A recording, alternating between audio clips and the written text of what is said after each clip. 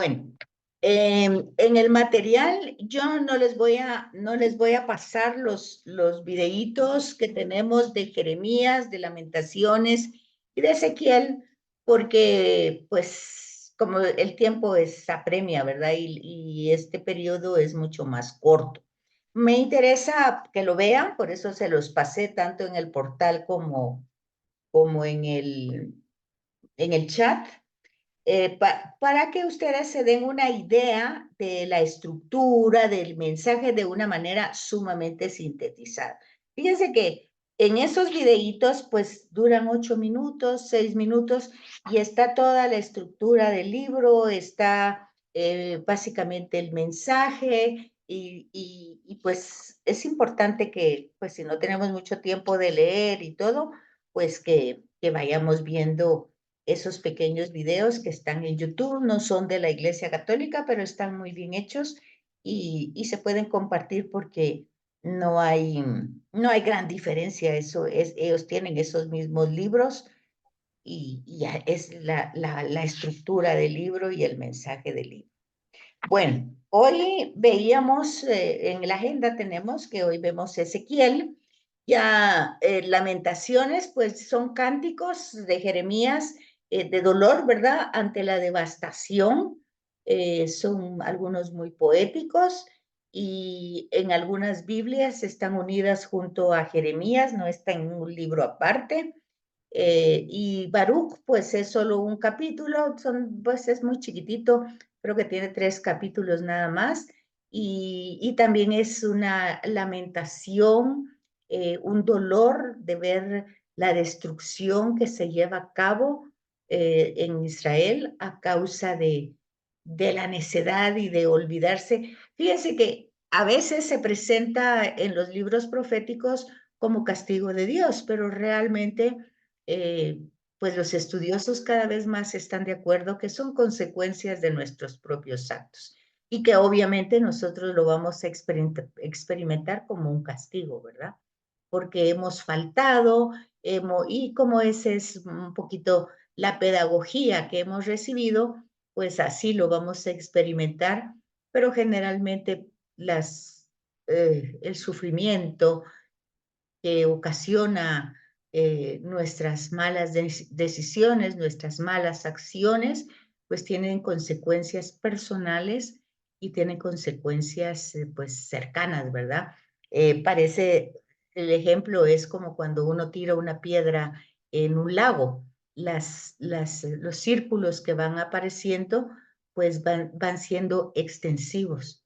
Entonces, así pasa con nuestros actos, ya que no somos islas, no estamos independientes, sino que estamos relacionados. Y uno de los temas más importantes del profetismo va a ser la relación que debería de tener el pueblo de Israel, puesto que se mofa en decir que es el pueblo de Dios. Entonces, que Dios los ha creado, que Dios los ha elegido. Entonces, pues tendrían que tener pues los sentimientos, las acciones de ese mismo Dios. Hablando del pueblo judío que no tiene el Nuevo Testamento, porque pues obviamente aunque Jesús es judío, pues ellos jamás lo pudieron ver como, ni siquiera como un profeta, ¿verdad? Ni siquiera como alguien importante hasta el día de hoy. Algunos conversos, pero en su mayoría ellos mantienen pues toda su fe en lo que es el Antiguo Testamento. Bueno, pero ellos tienen estos textos, ¿verdad? Igual que nosotros, pero nosotros, la importancia, y esas son una de las preguntas que tienen, ¿por qué tenemos que conocer entonces nosotros a estos escritores? ¿Por qué puede ser importante para nosotros aplicarlo? ¿Tienen alguna relevancia en nuestra vida? ¿Tiene alguna aplicación su mensaje en nuestra vida?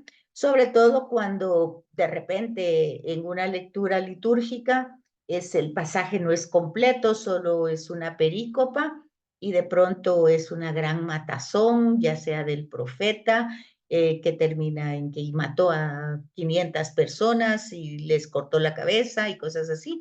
Entonces, a veces, pues queda una sensación ¿para qué sirve ese texto? Pues en qué manera, pues hoy me ilustra, me ayuda. Cuando veíamos en el curso anterior lo vivificante, lo iluminador, lo que acompaña la palabra en los procesos de nuestra vida.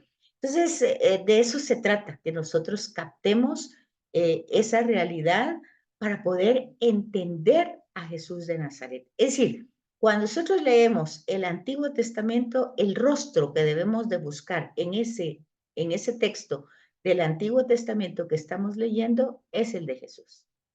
Porque Él es para nosotros la referencia, ¿verdad? Y entender entonces, porque más de una vez Jesús se aplica, pues, que es profeta. Y entonces, para entender las acciones proféticas que Jesús hace, para entender el mensaje profético que Él hace, entonces hay que entender su historia profética, ¿verdad? Porque estos profetas no era igual que los sacerdotes, que era por casta. O sea, un sacerdote judío venía de su tribu, ¿verdad? De la tribu de Leví. En cambio, un profeta, pues no venía de ninguna tribu, de ninguna casta, sino que eran personas llamadas, sacadas del montón por Dios y elegidas y llevadas a una misión. Entonces, en ese caso, en cualquier lectura que nosotros hagamos del Antiguo Testamento, nosotros lo que tenemos que tratar de encontrar o de buscar es el mensaje de Jesús, la persona de Jesús, el tipo de Jesús, porque ya se dieron cuenta en Sagrada Escritura que hay tipologías, o sea, eh, tipos, personajes que van a prefigurar a Jesús o su mensaje o su misión. Y luego también tenemos temas que están desarrollados en el Antiguo Testamento y que Jesús los va a plenificar, o sea, llevarlo al cumplimiento y a la plenitud. Pues por esa razón nosotros estudiamos un poco el Antiguo Testamento con nuestra interpretación y así lo hacemos con Ezequiel, viendo ante todo el mensaje teológico. Antes que se me olvide, ¿han podido utilizar ustedes el material de apoyo de libros proféticos que se les compartió? ¿Y pudieron utilizar también el de Introducción a Sagrada Escritura o no lo utilizaron? Solo para saber. ¿Aló? Yo no mucho. Buenas noches, licenciada. A mí sí me ha gustado mucho el de profetas. Creo que tiene una excelente explicación de cada uno de ellos. Okay. Sí, es que estos libros son una enciclopedia, son varios, ¿verdad? Son varios tomos de distintos, pues es introducción a Sagrada Escritura, libros proféticos, libros poéticos, libros sapienciales, y cada uno es un libro. Es importante que ustedes vayan haciendo su pequeña biblioteca, pero obviamente para leerlo, ¿verdad? No necesariamente en el trimestre, pero sí para ir enriqueciendo la temática. Pues les pregunto esto porque el mensaje teológico, los marcos, digamos, la influencia que tiene en el Nuevo Testamento, pues yo los estoy sacando de este libro. Entonces, por eso no les comparto otro mensaje porque si no lo leen, por lo menos que sepan que ahí lo tienen y que se les compartió. Obviamente había que utilizarlo, ¿verdad? Entonces, en el mensaje teológico de Ezequiel, dice que son múltiples los temas que acompañan la intervención de este profeta. O sea, hay muchos temas, no hay solo uno. Es importante entender que para el profeta todo le sirve. Le sirve la situación en la que vive, la situación que están viviendo en el momento de Ezequiel los exiliados, la situación antes de ese exilio Sin embargo, dice, condiciona fuertemente su mensaje y la visión de la historia dándole una unidad. Entonces, el esfuerzo que hace Ezequiel es, fíjense, eso es algo que debemos nosotros incluso captar para nuestra vida, ¿verdad? En la vida hay momentos sumamente difíciles, dolorosos, y está nuestra propia situación, nuestra propia historia, lo que hemos vivido, cómo lo hemos comprendido, cómo lo hemos afrontado, cómo si lo hemos asimilado o no, si nos hemos quedado ahí parqueados en el pasado, si eso nos ayudó a tener más carácter, más personalidad. Bueno, está todo eso, toda esa forma de vida que va siendo nuestra personalidad, nuestra historia, ¿verdad? La razón por la que nosotros nos acercamos a Dios, qué es lo que estamos buscando, cuáles son las imágenes de ese Dios que teníamos y de alguna manera si lo que vamos entendiendo en nuestra fe va cambiando esas imágenes y nos va pues purificando, creando una imagen más real del Dios verdadero. Entonces, todo esto le sirve a Ezequiel y para darle unidad, como que fuera un rompecabezas y formar de cada circunstancia, de cada situación, de cada evento, una piececita que al final de cuentas le va dando unidad, le va dando forma. Era muy importante explicar el porqué del exilio. ¿Por qué? Si Dios les dio la tierra, si Dios prometió, y si nosotros tenemos esperanza, es porque confiamos en las promesas de Dios. O sea que la esperanza no es igual que el optimismo, ¿verdad? El optimismo es, mire, aunque las cosas vayan mal, usted piense positivo, sienta positivo, usted mire y usted puede y sus pensamientos van a cambiar la realidad y usted diga que todo está bien, que todo, y todo va a estar bien. Bueno, eso es un tema que no es el bíblico. El bíblico es la esperanza. Y la esperanza tiene un fundamento, no es cosa de locos, sino que tiene un fundamento bíblico en las promesas que Dios ha hecho. Y que como las promesas, otra vez regresamos al tema de la palabra, la promesa es la palabra de Dios que se compromete con el ser humano. Y la palabra de Dios dice, es palabra de Dios, no cambia, no cambia, nunca, nunca cambia. Ni porque nosotros hagamos lo peor que podamos hacer, nunca van a cambiar las promesas que Dios ha hecho a la vida de todos los seres humanos, porque no les ha pedido primero que cambien, sino que cambian. Si ustedes ven todos los personajes, sus cambios son después del encuentro con Él, no son antes. No es que ellos cambian y entonces Dios los llama, no, en ningún caso pasa así. Y el más cercano es el de Pablo, ¿verdad? Después del encuentro, Pablo cambia. Pero Pablo andaba matando y haciendo un montón de cosas, pero tiene un encuentro y cambia. Todas las personas que aparecen con encuentros con Jesús de Nazaret cambian después. Nadie cambia antes. Y en el Antiguo Testamento también. Entonces, ¿qué los hace cambiar? El amor de Dios, el amor del resucitado. Entonces, resultaba muy importante desde esa perspectiva explicar por la razón del exilio a la luz de las promesas. O sea, si Dios ha prometido algo y yo les estoy diciendo que nada puede cambiar, hagamos lo que hagamos, porque aunque los profetas están anunciando, están diciendo que por culpa de lo que han hecho, que porque se han alejado, que porque han hecho alianzas con otros imperios, que todo eso los va a llevar al exilio, pero Dios ha prometido algo y Dios no va a cambiar.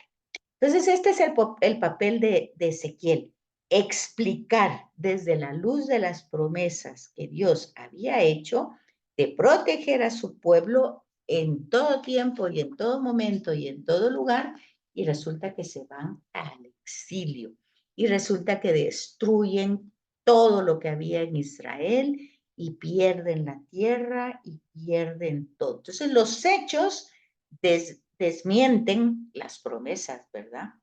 Los acontecimientos están diciendo, pues eso no fue bien, no fue no pasó así. Dios se cansó de nosotros, Dios dio media vuelta y se fue, a Dios ya no le importó, y aunque reconocían sus faltas, sus pecados, todo lo que podían reconocer, pero entonces, de todas maneras, el hecho es que lo perdieron todo. Entonces, ¿cuál era el problema ahí? El problema es que ya para el futuro, pues se encontraba en gran sospecha, en gran duda, el juego de la fidelidad de Dios. Bueno, ¿Dios es fiel o no? Eso ya lo tenemos en el Antiguo Testamento, lo tenemos también en el Pentateuco, ¿verdad? En el exilio, cuando están en el desierto y dicen, bueno, ¿Dios está con nosotros o no está con nosotros? Entonces, ese es un tema que es recurrente en toda la Sagrada Escritura, el saber que si Dios está o no está. Bueno, ya Fernando lo decía en el tema anterior. Entonces, pero eso sin que las cosas lleguen a un extremo, pero aquí habían llegado a un extremo muy grande, habían perdido todo. Y entonces se dudaba de la fidelidad de Dios, de su incapacidad de Dios de intervenir a favor de ellos, ¿verdad? Y entonces, pero también se venía abajo el tema de la elección. Entonces, esto era una imaginación, ellos se lo habían creído así, pero no. Y por último, lo más serio es si Dios existía o no existía. Fíjense que desde ahí ya pueden ustedes tener un tema en la actualidad, ¿verdad? De reflexión en la actualidad. De darnos cuenta, lo que decíamos anteriormente, que nosotros, aún en los momentos difíciles, pues nosotros debemos pedir ayuda para encontrar el rostro de Dios en ese momento, ¿verdad? En el momento oscuro, en el momento difícil, porque al final esa es la gran sospecha. ¿Y Dios existe o no existe? ¿Y Dios está o no está? ¿Y si está, por qué está pasando esto? ¿Y si existe, por qué hace eso? ¿Y por qué entonces los buenos sufren? ¿Y por qué? Bueno, todo es, y el justo, ¿por qué el sufrimiento del justo? ¿Y por qué entonces tanto mal? ¿Y por qué los niños que no han hecho ningún daño, por qué padecen de esto, padecen del otro? Todas esas preguntas son actuales y no son solo actuales, son de todo el Antiguo Testamento.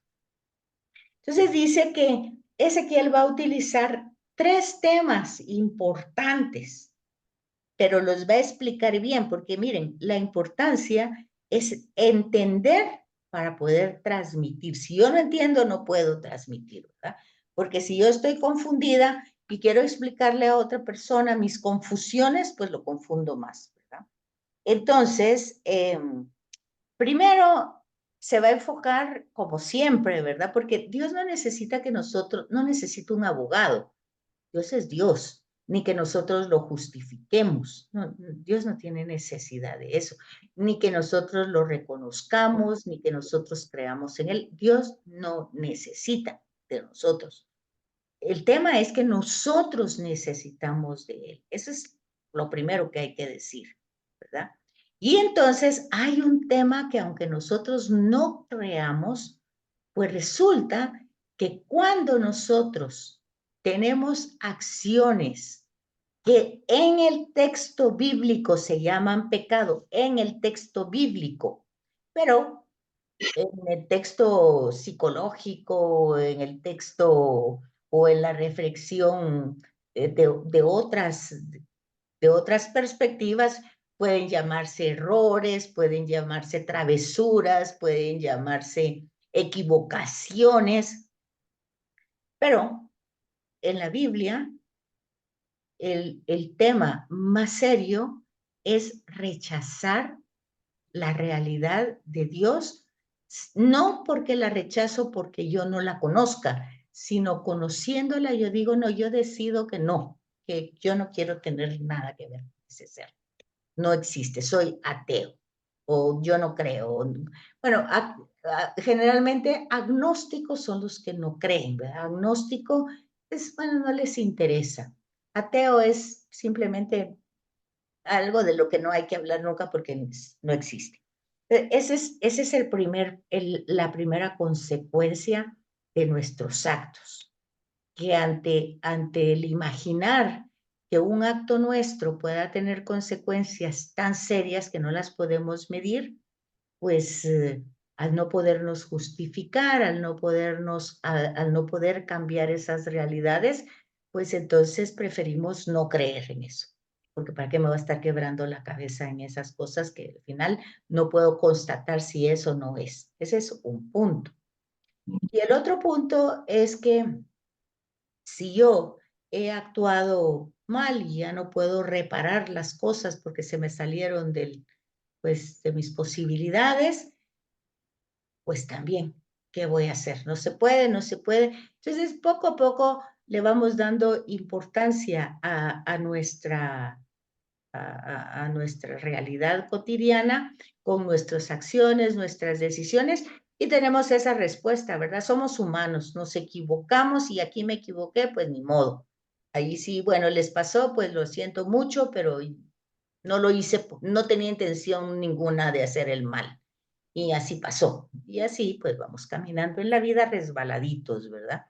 Y a la hora que las cosas se nos ponen, pues, color de hormiga, como dicen antes, pues mucha gente se acerca para ver si Dios cambia esa realidad que nosotros construimos. Entonces, son desviaciones todas, tanto el acercarse como el alejarse. Hay un tema central ahí que es de fondo, a saber si existe Dios, a saber si realmente después de la muerte, a saber si hay, a saber. No sabemos, nadie puede decir eso, nadie ha venido, no, bueno. Entonces, ese es lo más serio que puede pasar en relación a los acontecimientos que nosotros no los podemos comprender, no los podemos manejar y pues hacemos lo que podemos. Entonces, eso en el contexto bíblico se va a llamar un pecado personal y un pecado social. O sea, algo que yo hago personalmente, pero que luego veo que la mayoría de gente lo hace en la sociedad. Entonces es el pecado del pueblo. Así va a estar definido por el profeta. Luego, como es algo que las personas han decidido, el profeta lo va a enfocar como que esa acción no la va a enfocar como una consecuencia lógica, pues van a tener situaciones conflictivas, más conflictivas. Nunca se van a arreglar porque van a ir de un error en otro error, sino que va a decir, bueno, es un castigo de Dios. Va a utilizar esos vocablos, el alejamiento de Dios, pero es Dios en el profeta del Antiguo Testamento, es Dios que se aleja, es Dios que castiga, es Dios que el castigo siempre va a estar como una forma, va a ser de alguna manera como una pedagogía, como una enseñanza, como una didáctica. Siempre va a ser con el fin de que la persona vuelva, ¿verdad? Regrese, cambie. Pero no siempre ese es el efecto, porque a veces la gente cuando está más castigada o más dolida, pues en lugar de regresar, más se aleja, ¿verdad? Porque cada vez se da cuenta que era mentira, va a decir la persona, y se va yendo, ¿verdad? Entonces, esa realidad hace que la persona cada vez esté más desconcertada, más perdida, y entonces aquí es donde se habla de la salvación. Pero resulta que la salvación la tiene que buscar la persona. O sea, la persona tiene que regresar por necesidad. Es decir, realmente si yo sigo por este camino, es como cuando las personas dicen tocaron fondo. Y si se tocó fondo es que ya no se puede ir más abajo. Entonces ya tiene que ver la persona cómo va para arriba. Y cuando ve eso y se va a dar cuenta de su limitación, de su incapacidad para poder subir, ahí es cuando empieza la verdadera conversión, porque a ese ser que clama, a ese ser es realmente ya no es si sí existe o si no existe o si es o si no es, sino que ya tiene que ver con la propia existencia. Y dice, bueno, pues yo aquí no puedo y si no puedo yo, tiene que ser él y entonces me tiene que ayudar. Eso lo tenemos también en la escritura desde Jacob. Jacob era perseguido por su hermano porque le había robado la primogenitura, porque había engañado al papá, ¿Se recuerdan ustedes? Jacob, hijo de Isaac, Jacob y Esaú, eran gemelos, se le robó por un plato de lenteja, y luego la mamá también ayudó a Jacob, pero al final el hermano lo quería matar y lo andaba persiguiendo. Bueno, entonces él tiene un sueño en Betel, que sueña que hay una escalera de ángeles que suben y bajan. Él, aunque su papá que era creyente, pues era monoteísta, él no. Entonces Jacob dice en el momento de esa experiencia de vida, pero fíjense, es una experiencia de vida donde él está al punto de la desesperación, está siendo perseguido, no tiene nada, y entonces él dice, si puedo regresar a mi casa, puedo regresar sin ningún tipo de aversión y soluciono todos mis problemas, yo creeré en ti, dice, ¿verdad? Entonces, a partir de eso, empiezan todos los temas a ser diferentes, pero es la necesidad de la persona de ir solucionando su historia. No de que Dios se la solucione, sino él ir dando los pasos adecuados con la ayuda de este ser superior. Entonces, ese es el tema que hay y la forma como va a utilizarlo el profeta es lo que hay que entender, ¿verdad? Porque va a utilizar el lenguaje de su época con la mentalidad de esa época. Entonces, la salvación viene cuando la persona la necesita. Se siente necesitado porque se da cuenta que no la puede adquirir por sí mismo. Entonces, los pecados, dice aquí, causa de las desdichas del pueblo, se pueden reducir principalmente. ¿Cuál es el pecado que ellos han tenido? La idolatría, descrita según las diversas formas con que se presentaba. Además, las figuras de los ídolos se habían propagado y se adoraban. Hoy, por ejemplo, pues no solo hoy, también en todo el Antiguo Testamento y en el Nuevo Testamento está el tema de la riqueza. Tenemos incluso hoy movimientos cristianos de la teología de la riqueza, ¿verdad? Donde se hace negocio, si yo le doy el diezmo a Dios y todo eso, Él me devuelve como una negociación, ¿verdad? Se llama teología de la prosperidad, donde aquí no hay que hablar de sufrimiento, de dolor, son hijos del rey, el rey quiere que sean felices, que tengan todo. Entonces se va ubicando esta predicación, por decir así, esta enseñanza desde un enfoque bíblico, porque es al principio en el tiempo patriarcal, donde se va desarrollando todas las promesas que Dios le hace a Abraham y que se van cumpliendo en el Génesis, pero se quedan solo en esa etapa. Hay que acordarse que las etapas van de libro en libro, se van desarrollando en una línea horizontal o que llega hasta nuestros días. Entonces, hoy, por ejemplo, porque una de las preguntas de este tema es, ¿se puede actualizar el tema de los profetas hoy? Sí se puede, porque sí tenemos ídolos. ¿Qué es un ídolo?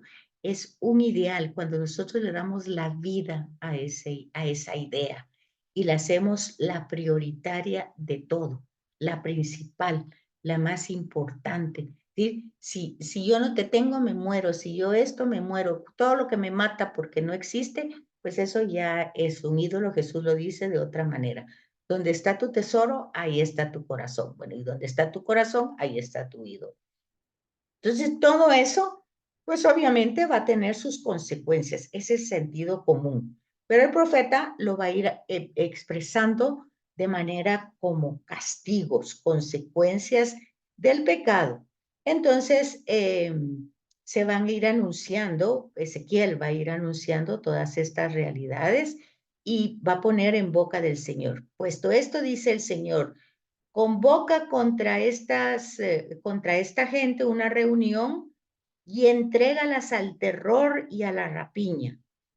Serán lapidadas por la gente y hechas pedazos por sus espadas.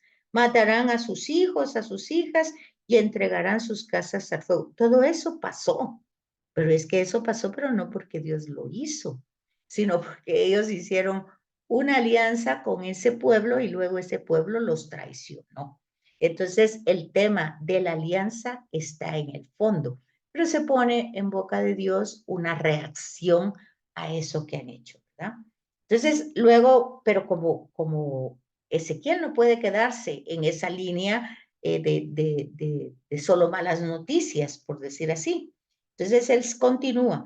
La salvación prometida es un don gratuito que Dios concede por amor a su nombre, que debe ser reconocido no solo por Israel, sino por las demás naciones. El reconocimiento de Dios va presentando ya Ezequiel, ya no va hablando de castigo, sino ya va dando una enseñanza. Es decir, el problema es que pues ya no es relevante Dios. Les dieron importancia a otras cosas y entonces no reconocen a Dios como su creador, como su Señor, sino que ya ustedes se sienten capaces, autosuficientes.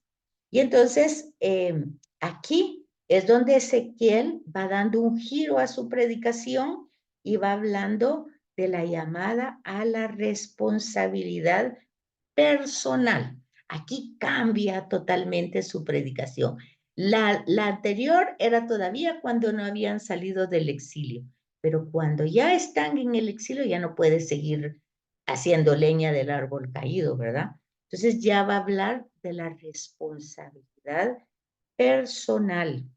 Y ese es el mensaje central de su libro. Está en el capítulo 18 y 33. Apunten, por favor.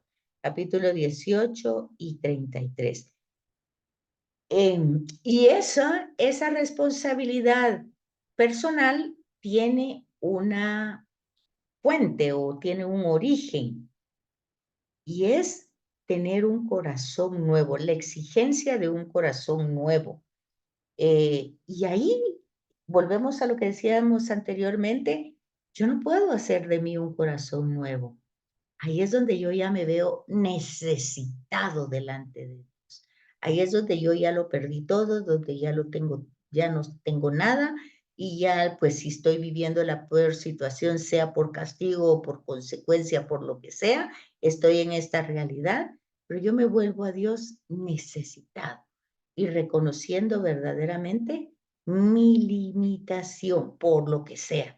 Si fue limitación por falta de o por exceso de o por lo que sea, yo reconozco esa realidad limitante, contingente, dice la teología, y Pablo va a decir concupiscente. Son sinónimos de lo mismo, es decir, yo no puedo hacer más de lo que ya soy, no puedo hacerlo. Yo, pues si llegué a esta situación, pues estoy en esta situación, quiero salir, pero no puedo. Necesito por fuerza.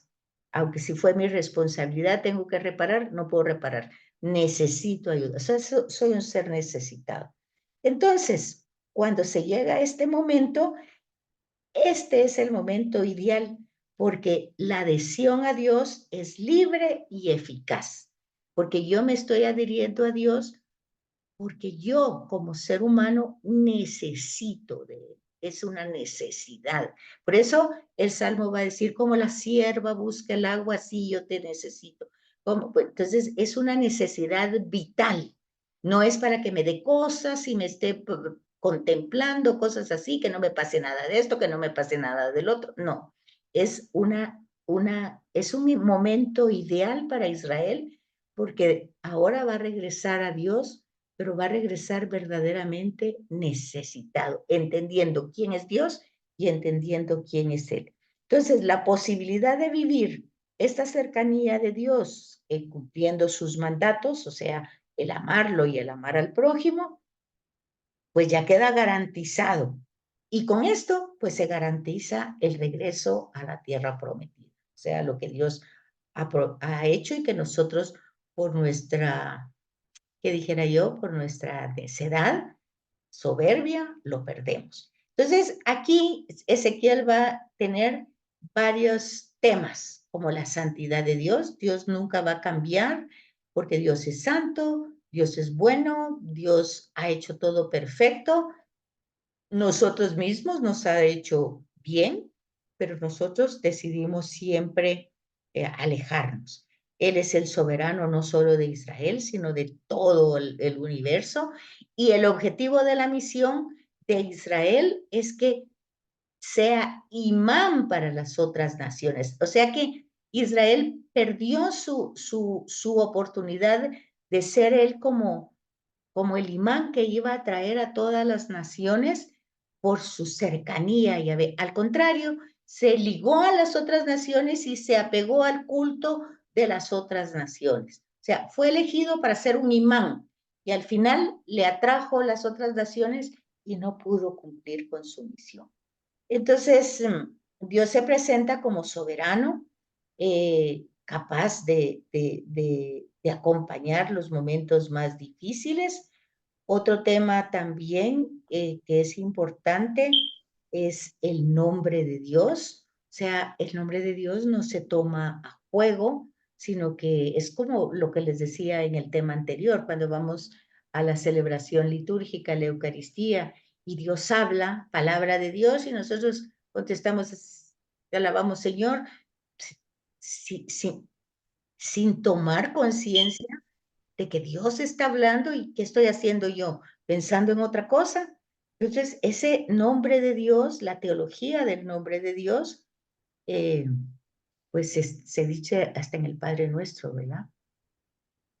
Santifica tu nombre, santifica tu nombre y santifícanos por tu nombre, porque nosotros no vamos a ser santos, y Él quiere que seamos santos o perfectos, tiene que ser obra de Él, pero nosotros se lo debemos de permitir. Entonces, aquí dice el texto que tenemos distintas tradiciones orales que se van mezclando en esta teología de Ezequiel, sobre todo en lo que se refiere a la santidad del nombre del Señor, que eso tiene que ser proclamado por todos lados. Acuérdense que Israel no podía pronunciar el nombre de Yahvé porque era tan santo, porque eran entonces solo 4 letras sagradas, la X, la Y, perdón, la H, la B pequeña y la H, que solo estaban ahí, el tetragrama sagrado, pero que no tenían vocales, no se podían pronunciar. Entonces, era importante que el pueblo entendiera que no podía utilizar el nombre de Dios como juego. Y la principal razón del perdón de Dios es justamente llamarlo o evocarlo con un corazón adolorido por haberlo, pues, no habrá un acto humano que ofenda a Dios porque es más que nosotros, pero ya solamente con ese acto donde nosotros lo retiramos, pues a nosotros en la teología se utiliza la palabra alienación. O sea, nos alienamos. ¿Nosotros qué quiere decir? Nos alejamos. Es como cuando ustedes experimentan si le deben a alguien o no quieren ver a alguien porque ustedes se sienten comprometidos con esa persona y fallaron por lo que sea. Cuando ustedes ven venir a esa persona, pues no se acercan para explicarle. Lo que hacen es esconderse o escabullirse para no enfrentar a esa persona. Eso se llama alienación. Pues eso pasa con nuestros actos. Nosotros actuamos mal y en lugar de ir a arreglar las cuentas, nos alienamos. Y eso está puesto desde Génesis 3. Entonces, luego hay una esperanza mesiánica, que es el otro tema, y que entra ya con Jesús, ¿verdad? Todo esto ya no lo podemos hacer nosotros, Dios mismo lo tendrá que hacer. En sus capítulos 34 y 37 está esa figura de origen de David, y entonces tenemos que ir viendo toda ese anuncio de hay cosas que solo Dios va a poder hacer porque nosotros hemos hecho tanto desorden que ya solo Dios puede arreglar todo este desorden que hay. Y entonces en el Nuevo Testamento, el libro de Ezequiel en Jesús, en la época de Jesús, pues va apareciendo no específicamente como Isaías, ¿verdad? Porque el lenguaje de Ezequiel es bastante difícil y oscuro de interpretar. sobre todo porque habla de la gloria de Yahvé de formas tan, que dijera yo, tan extraordinarias, que un poco como habla el Apocalipsis, ¿verdad? De muchos ojos, muchas alas, cabeza de león, bueno, tantas cosas que son sus visiones. Entonces no es fácil que se utilice en el Nuevo Testamento más que en Apocalipsis, ¿verdad? Que sí van a ver muchas imágenes parecidas. Su lectura, fíjense esto, su lectura fue prohibida a los menores de 30 años en las sinagogas, o sea, en aquel tiempo ya era una lectura que no estaba, no todo el mundo la podía leer. Al final, dice, fue aceptado gracias a la antigüedad y a la existencia de otros libros como el Apocalipsis, admitidos por la tradición judaica como Zacarías y Daniel, que tiene ese tipo de imágenes. Entonces, básicamente a Ezequiel, si lo podemos encontrar en el Nuevo Testamento, será como el Apocalipsis con imágenes, no tanto como Jesús, que se aplica pasajes completos de Isaías. Entonces, la eficacia de este profeta, por ejemplo, hay una visión que él tiene de los huesos, del anuncio de los huesos que no tienen carne, que va él y encuentra como un cementerio solo de huesos, ¿verdad? Pero ahí es el tema que ilustra como la resurrección, que esos huesos que están allí en el cementerio enterrados van a volver a tener carne, van a volver a tener vida. Se llama la visión de los huesos resucitados. Están en Ezequiel 37. Y aquí pues la iglesia lo ha tomado, esta palabra, en relación al bautismo, ¿verdad? La eficacia de la gracia bautismal, utilizando pues esta agua como una revivificación de la criatura a hijo de Dios, ¿verdad? Y luego, como ya les dije, el tema de la responsabilidad personal, de un corazón nuevo y de la necesidad realmente de buscar a Dios con un corazón no solo adolorido, sino también necesitado. Bueno, tienen ahí las otras imágenes. Yo creo que va a estar el padre porque ya me pasé 5 minutos. Así es que por eso no les pasé los videitos de Jeremías, Lamentaciones y Ezequiel, pero ahí los tienen para que los vean. Entonces nos vemos dentro de 8 días. Ya no les quito más tiempo porque el padre los va a regañar. Buenas noches, licenciada, gracias. Buenas noches, que descanse.